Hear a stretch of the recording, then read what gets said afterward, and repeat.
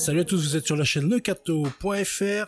Aujourd'hui, nous allons voir les conséquences du silence autour du diable dans l'église, d'après le livre du père Gabriel Amorce, Memoir of an Exorcist, My Life Fighting Satan. Si vous aimez notre contenu, n'hésitez pas à déposer votre gros pouce bleu, à commenter et à vous abonner. L'article présenté ici est en description. La première conséquence du silence autour du diable est qu'aujourd'hui des gens m'écrivent de nombreux pays pour déplorer l'absence totale d'exorcistes. Et je parle des nations du premier monde, l'Allemagne, l'Autriche, la Suisse, l'Espagne, le Portugal, pour n'en nommer que quelques-uns. Dans ces pays, ils n'ont pas d'exorcistes. Et tant de chrétiens m'écrivent parce qu'ils veulent venir à Rome pour recevoir de moi des exorcismes. Et ce n'est pas possible, car je suis déjà surchargé de devoirs et d'affaires à suivre. Je dirige donc tout le monde vers les groupes du renouveau ou vers ces prêtres qui font des prières de libération qui, si elles sont accomplies avec foi, ont le même effet, comme je l'ai déjà dit, que de véritables exorcismes. À ce stade, je voudrais noter que dans la vie de nombreux saints, vous trouverez de nombreux épisodes qui témoignent de la façon dont, sans être des exorcistes, ils ont chassé le diable. Je vais vous donner le nom d'un saint qui n'a jamais été nommé officiellement le patron des exorcistes, mais qui en est venu à être considéré comme le protecteur de l'industrie, c'est-à-dire Saint Benoît. Eh bien, Saint Benoît n'était ni prêtre ni exorciste, il était moine. Cependant, il était vraiment efficace dans ses prières de libération. Je vais vous donner un autre nom, Sainte Catherine de Sienne. Lorsque les exorcistes n'ont pas réussi à libérer quelqu'un du diable, ils l'ont envoyé à Sainte Catherine, qui n'était ni prêtre ni exorciste, et elle a prié.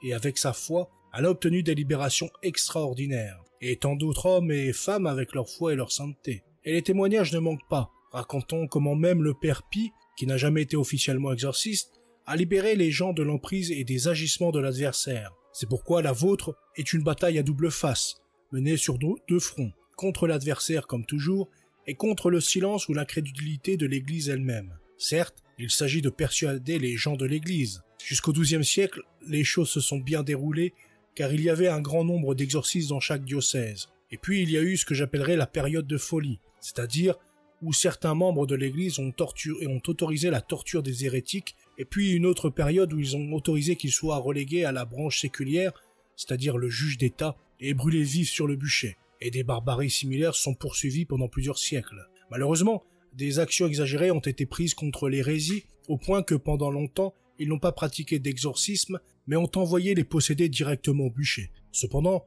il reste des documents de ceux qui pratiquaient encore des exorcismes.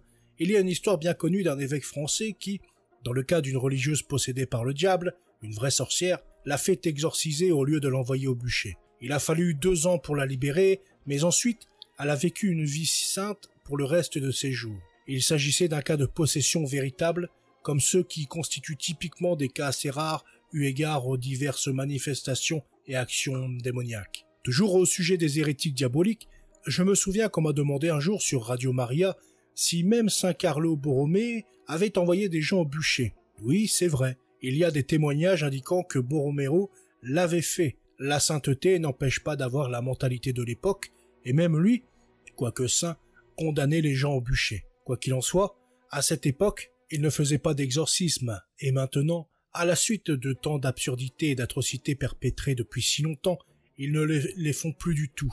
Plus d'exorcisme. La conséquence étant que dans la plupart des séminaires, on ne parle même plus de l'enfer ni du diable. Et même maintenant, dans beaucoup d'institutions de ce genre, on ne parle plus d'exorcisme. Vous voyez pourquoi aujourd'hui, vous trouvez un grand nombre de prêtres qui n'y croient pas, et un grand nombre d'évêques. Oui, même des évêques. Parce que certains prêtres sont devenus évêques plus tard, mais continuent à ne pas y croire et sortent pour dire en public « L'enfer n'existe pas, le diable n'existe pas ». Même Jésus dans l'évangile en parle abondamment, ce qui laisse penser, soit ils n'ont pas lu l'évangile, soit ils n'y croient pas vraiment. Et face aux nombreuses guérisons opérées par Jésus sur les possédés, ils disent qu'il s'agit d'un terme dérivé de la langue et de la culture de l'époque qui définissait les possédés comme ceux qui en réalité étaient simplement malades. Mais l'évangile distingue très clairement les deux cas. C'est-à-dire quand Jésus guérit les malades et quand au contraire il chasse le diable. Il distingue aussi très clairement le pouvoir de guérir et le pouvoir d'expulser les démons.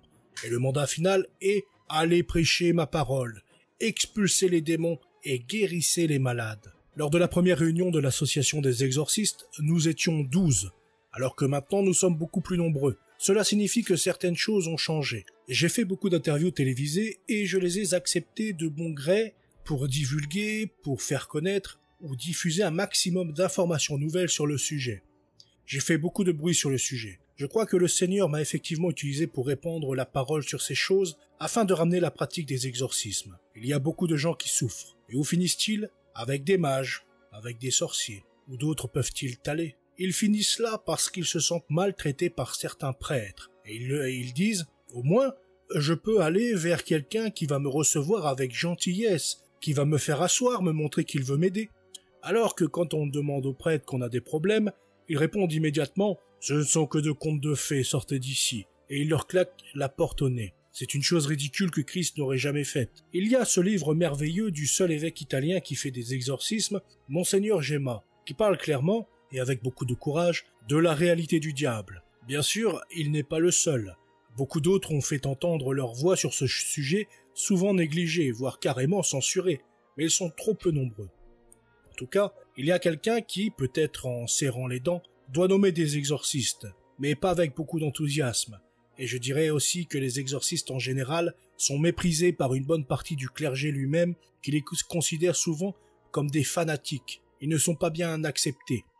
Même s'ils ne sont pas seulement membres du clergé, mais peuvent par principe être considérés parmi les meilleurs. Je dis les meilleurs parce que le droit canonique dit que l'évêque, en nommant l'exorciste, doit choisir un prêtre de prière, de culture et d'équilibre qui a une bonne réputation. Toutes les qualités que chaque prêtre devrait avoir, mais tous ne le font pas. Je dirais donc que les exorcistes sont choisis parmi la crème de la crème du clergé. Mais au contraire, les autres prêtres n'estiment pas toujours ce qu'ils font car fréquemment, ils sont parmi les premiers à ne pas croire. Cependant, il se peut que certaines choses changent maintenant. Le premier à briser la glace et à dire la vérité fut le pape Paul VI en 1972 lorsqu'il prononça le célèbre discours du 15 novembre entièrement consacré au diable. « Celui qui ne croit pas que le diable existe, disait-il pour paraphraser, est en dehors de la doctrine de l'Église. » Il a finalement brisé la glace et c'était le pape qui parlait. Mais il n'a pas eu un très bon suivi. Au lieu de cela, c'est votre serviteur qui n'est pas le pape,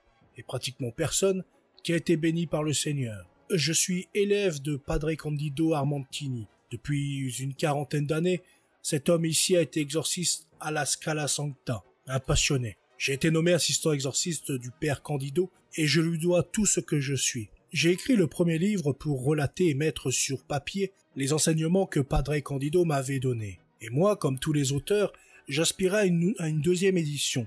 Un auteur aspire en général à au moins une seconde édition. Mais dire que la première année, ils ont dû imprimer 6 éditions. Ils sont partis comme une traînée de poudre. Et même maintenant, après tant d'années, c'est mon livre le plus vendu. Les autres se vendent bien. Et même en traduction, ils se sont bien vendus. Je l'ai vu à Madrid, où j'étais en visite, et en une journée, j'ai dû faire 6 interviews organisées par l'éditeur. Ils l'ont même traduit en japonais. Et j'aimerais présentement offrir au lecteur un témoignage qui met en lumière comment la possession démoniaque implique non seulement des démons, mais aussi des âmes damnées. Il y a quelques années, un homme m'a demandé d'aller bénir sa maison car des événements extraordinaires s'étaient produits. Il entendait les pas des gens qui n'étaient pas là, sous l'oreiller ou sur le rebord de la fenêtre. Il trouvait 3 pièces de monnaie ou 3 brindilles ou 3 cailloux. Souvent son peigne ou sa brosse à dents se retrouvaient dans le réfrigérateur. Pendant les repas, le bouchon de l'eau minérale se positionnait près de sa femme, et sa femme, elle seule pouvait voir par-dessus son épaule un beau jeune blond qui errait dans leur maison et dans ses jardins environnants. L'homme avait alerté la police, pensant que quelqu'un préparait quelque chose. Mais après plusieurs jours de vaine implantation, les militaires ont renoncé, pensant que tout cela n'était qu'imaginaire ou les hallucinations d'un esprit malade. J'y suis allé immédiatement. La femme est restée distante, me regardant avec des yeux menaçants. J'ai commencé à prier, prononçant la bénédiction avec de l'eau bénite. Quelques gouttes tombèrent sur la femme et provoquèrent une réaction impensable. Elle a immédiatement commencé à crier que l'eau bénite brûlait. J'étais pétrifié et j'ai recommandé au mari « C'est un cas grave, amenez votre femme chez l'exorciste du diocèse. » Le lendemain, ils se rendirent chez l'exorciste responsable qui dit tout de suite qu'il s'agissait d'un cas grave, une véritable possession démoniaque. C'était le 6e ou 7e cas grave qu'il rencontrait depuis qu'il était devenu exorciste. La femme était exorcisée 2 fois par semaine. Mais au bout d'un moment, le prêtre conseilla au mari d'aller voir l'évêque du diocèse pour demander l'aide d'un prêtre qui pourrait s'occuper d'elle tous les jours. Sinon, le temps jusqu'à la libération serait très long. Le couple est allé voir l'évêque, qui a décidé de me confier la charge. Une fois que j'eus pris connaissance des faits, je devins leur curé. J'ai donc commencé à visiter cette famille tous les jours, y restant de 45 minutes à 1 heure, selon le temps qu'il fallait au diable pour partir et libérer la femme, au moins temporairement. Chaque fois avant l'exorcisme, la femme me demandait « Qu'est-ce que tu fais ici? Vous n'avez rien de mieux à faire ?» Une fois la prière commencée, elle est entrée en transe, retenue par son mari et moi, car elle devenait violente. 2 fois, avant que je commence, elle réussit à s'emparer d'un couteau dont elle nous menaça. Une fois, elle a réussi à s'enfermer dans sa chambre et entrer en transe profonde, et elle s'est moquée de nous. Puis, j'ai commencé l'exorcisme de l'autre côté de la porte, et petit à petit, elle s'est calmée et nous a laissé entrer. Pendant l'exorcisme, elle parlait plusieurs langues avec des voix différentes. Elle chantait la Marseillaise ou récitait l'enfer de Dante. Après quelques exorcismes, sous mes ordres, le diable révéla son nom, Zago. Il a dit qu'il était le chef et qu'il était adoré dans un pays lointain, à côté d'une église en ruine.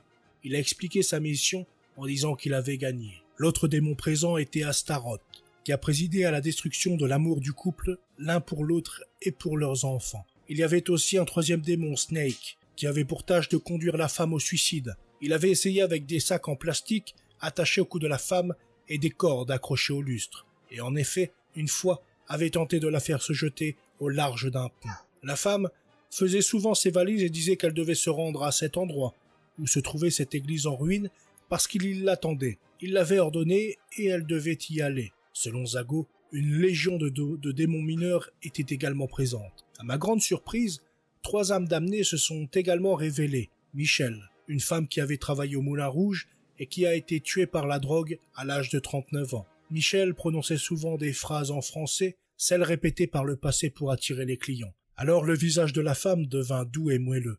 Michel serait celle qui resterait avec la femme jusqu'à la fin de l'exorcisme, seulement pour la laisser ravager et pleurer. Puis Belzébul était également présent, un Marocain qui avait décapité 3 missionnaires en 1872. Quand j'ai demandé à quel ordre appartenaient ces hommes, il a répondu « Que sais-je de vos ordres religieux ?» Plus tard, il s'était suicidé par remords. Le 3e damné était Jordan, un Écossais qui avait tué sa femme. Il intervenait souvent et semblait affirmer « Le vrai Dieu est Zago, il est le plus puissant ». Je pense que c'est ce qu'il a dit. Je ne connais pas beaucoup l'anglais. Lors de l'exorcisme, Zago s'est vanté d'être le capitaine du monde, affirmant que tout se déroulait comme il le souhaitait, qu'il avait lui-même provoqué la guerre civile au Rwanda, savourant et se contentant du sang versé des frères. Puis m'a provoqué en disant « Tout ce que vous prêchez, ce sont des contes de fées, personne n'écoute ». Il menaçait souvent de venir me voir la nuit et de m'arracher les intestins. Une fois, il m'a dit « Attention, je pourrais aussi entrer en toi ». Et après réflexion, il a ajouté « Mais ce n'est pas drôle de vivre à l'intérieur d'un prêtre ». Quand j'ai insisté avec mes questions le coinçant, il m'a dit « Tu me casses les couilles ». Et j'ai répondu « Je ne savais pas que les démons avaient des couilles ». Et il a rétorqué « Idiot, c'est une figure de style ». Et il s'est moqué. Sur mon ordre, ils m'ont dit quand ils étaient entrés chez la femme. Zago a expliqué « Je suis venu en 1972, avant que la femme n'entre dans l'église le jour de son mariage, à midi. Il était très exact. J'avais célébré ce mariage.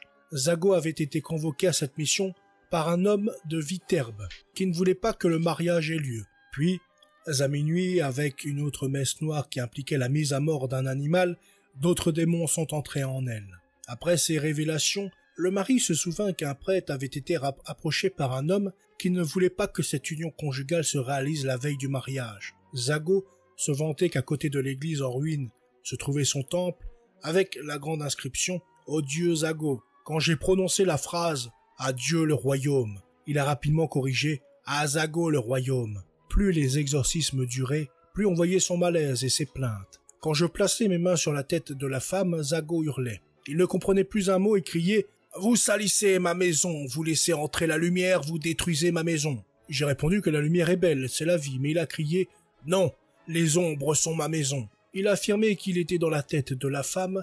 À la question « Pourquoi es-tu dans sa tête ?» Il a répondu « C'est là que vous contrôlez tout le corps ». L'imposition des mains l'a transformé en bête. Sur la tête, la femme avait une grosseur et il a révélé qu'il y a longtemps c'était lui qui l'avait causé. Le mari a confirmé qu'il était apparu soudainement, il y a de nombreuses années, alarmant tout le monde, mais toutes les analyses n'ont rien révélé de troublant. J'ai souvent soufflé sur la femme comme un signe tangible du Saint-Esprit, et en s'agitant elle criait « Vent brûlant !» De même elle a pleuré quand je l'ai bénie avec de l'eau bénite, bien que cette réaction furieuse ne soit pas produite après son départ à la fin de l'exorcisme. Au début, nous avons essayé en vain de mettre de l'eau bénite dans une bouteille pour faire boire la femme, mais la bouteille restait toujours pleine. À force de séances, je sentais que la force et l'arrogance du démon diminuaient de plus en plus. En fait, il commença à invoquer Satan. « Satan, ne m'abandonne pas. Satan est présent ici. Satan est parmi nous. Aide-moi, Satan !» Depuis le mois de juillet, il avait promis de partir. Dans les premiers jours d'août, il a commencé à dire qu'il serait parti à la veille de l'Assomption, affirmant précisément « Quand tu porteras ta marionnette, la statue de la Madone, je m'en irai. » En secret, j'ai conseillé à la communauté de prier et de jeûner, annonçant que la veille de la fête de l'Ascension, un grand miracle se produirait. J'ai fait placer la femme à un endroit approprié, avec son mari et un ami, où passerait le cortège. Au passage de la Madone, la femme poussa un cri et s'évanouit. Après la cérémonie, elle a demandé ce qui s'était passé. Je lui ai dit que pendant que j'étais dans l'église après la procession, j'avais vu la femme à l'intérieur parmi la foule, souriante. Ce qui était étrange car la femme n'avait pas souri depuis longtemps. Puis j'ai interrompu le chant des litanies.